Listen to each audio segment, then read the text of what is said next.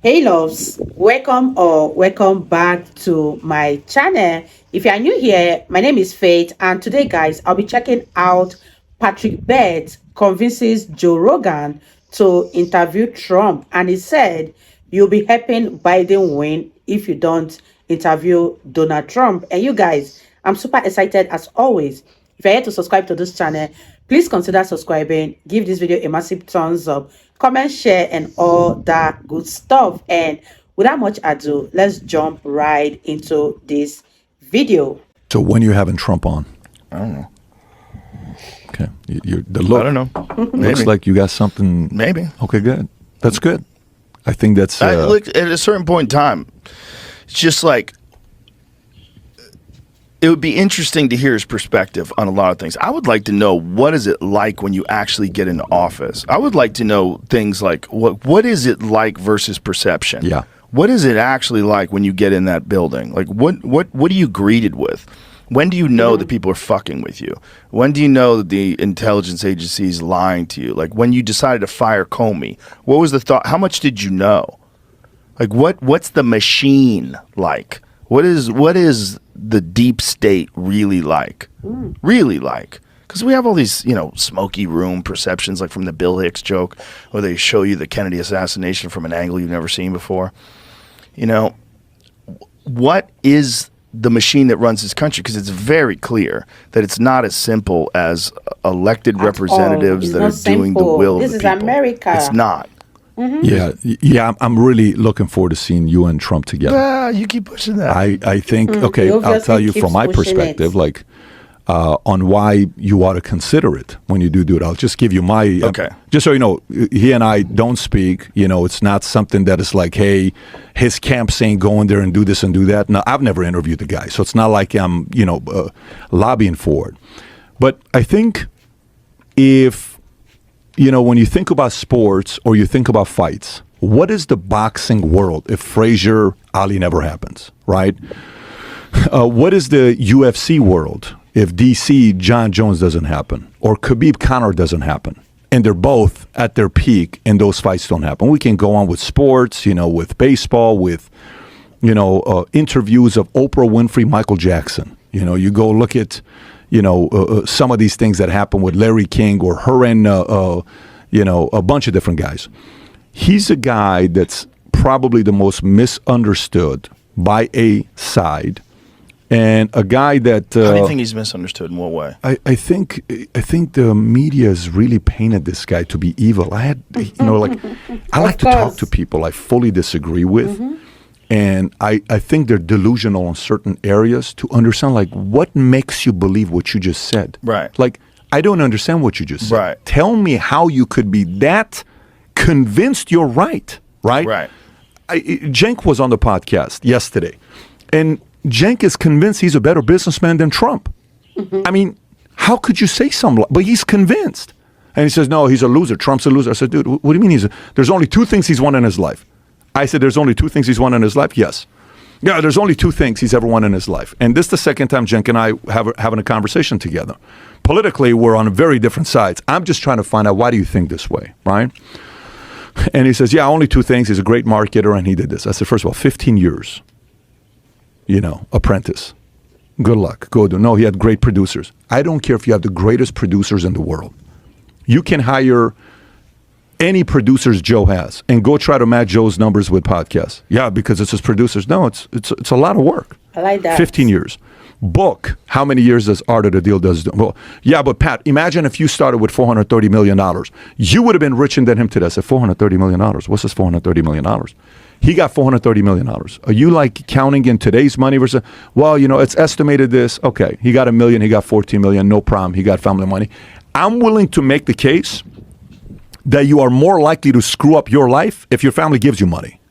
He says, what do you mean? Yeah. I said, so I went and studied. I got 4 kids now. We're going, we've done estate planning multiple times, but now I just sold the insurance company, so I have to sit there and see what am I going to be doing with some of this money that came out of nowhere. Goldman, Morgan, estate planning. Do we do this? Do we do that? Let's go study. We put our research team, go find out who did it right out of all the families. Okay. The Medici family, 7 generations, they kept the wealth within the family. What are they doing? And boom, boom, boom, boom, boom. Great. Vanderbilt family, the money lasted one generation, maybe two. Like when, Anderson Cooper's mom's like, look, we're Vanderbilts, but you ain't get nothing. You got to make your own money, right? Okay. The Rockefeller family, they're at 3 or 4. Okay. We can go through all these families. Most of them that get a lot of money, the kid becomes a what? Drug addict, drug dealer, spoiled. They don't work. They're not this. They're not that. Right. Okay. So let's just say he did get the money and he still doesn't do drugs and he doesn't do alcohol and his vice is women and he works his ass off in business and he makes it where he makes it to. Yeah, it's very easy to make the argument that actually if you do come with money, it's a harder life than a person that doesn't get money, to have that drive and ambition. Not necessarily it's a harder life to have that fire, the ambition that, you got. You can't teach that. You either got it or you don't have it, right? Okay. So then we go into politics. So let me get this straight. This guy wins in New York. He becomes a billionaire. He wins on TV. He's won with women. He's partied with everybody. In 1988, he's doing an interview with Oprah Winfrey, and Oprah Winfrey says, hey, you sound like you're going to run for office. No, I have no interest, but if I ever did, I'd win. Okay. Then he runs. Everybody thinks it's just a marketing deal that he's doing. And then when he wins, I don't know if you remember when he walked down, he's like, even him himself, they were kind of like surprised, babe, we just won. Right. And the day before, the odds were if you bet $100, you'd have to bet $350 to win $100 on Hillary. But if you bet $100, I think you win $550 with Trump or some number like that. The underdog won, the greatest underdog of all time of politics, right? Okay. So let's fast forward 20 years from now. Let's go to 2043. We're doing a podcast, you're 75. Okay? I don't know if you're doing podcasts, but that'd be one hell of a podcast at 75.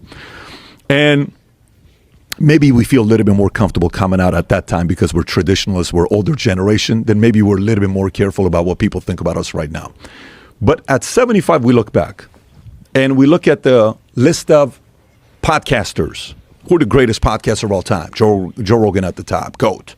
Who's the greatest this, that? And he's like, dude, but he never interviewed that guy Trump. I'm going to be like, what are you talking about?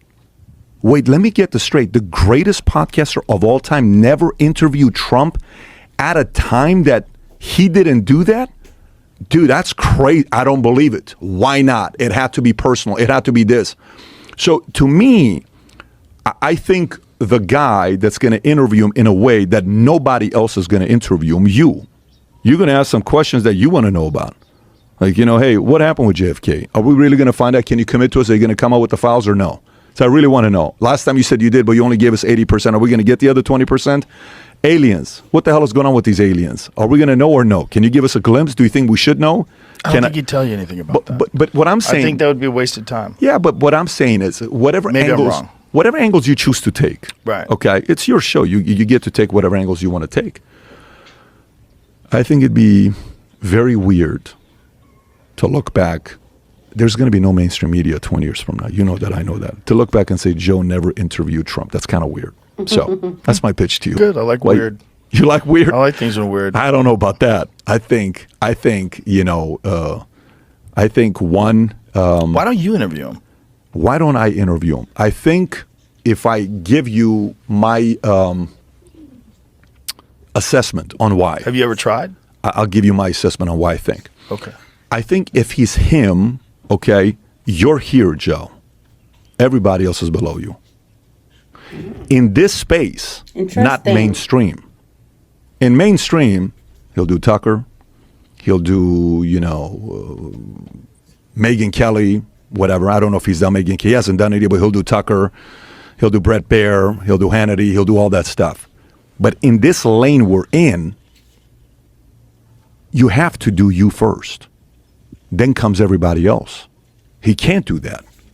So I think we come after you come. If I'm his advisor, I would advise him, you can't go to anybody else unless you go to Joe first. And I'm telling you from a perspective of if I'm his counsel, I would say you go to Joe, then you go XYZ. Everybody else is XYZ Joe. You're Joe. Everyone else is XYZ. Okay. Wow. And I think he knows that, and I think the person in control right now is not him. It's you. Like the person in control with Hunter is Hunter's camp, not you. Do you know what I'm saying? Like Hunter, no, Joe. They get to whoever gets to say no, they're in control. Right. So, but from your perspective, what's going on in America today? I would say if you don't do the podcast with him, you're helping the establishment and you're helping a guy named Joseph Biden. I think you're helping that person. That's kind of weird. But indirectly in your mind, you're helping Joseph Biden win by not interviewing Trump. Did you come on this podcast specifically to try to get me to interview Trump? No, you brought up Trump multiple times. I never brought it up. It seems like you did. I think you... Oh my gosh, you guys, that was such an intelligent session with Patrick Bett. And it really seems he actually came on this podcast to convince Joe Rogan to interview Donald Trump. And what do you guys think? Do you guys think Patrick Bett was right by convincing Joe Rogan to interview Trump? And also, do you think in 20 years' time that Joe Rogan is going to look back and say, damn, I should have interviewed Donald Trump? Let me know your thoughts in the comment section. I really like listening to them speak. It was very insightful, very, very interesting, and I had fun reacting to this video. If you guys totally enjoyed watching, give this video a massive thumbs up, comment, share, and all that good stuff. And this is me officially signing out. I'll see you guys in my next video. Bye guys.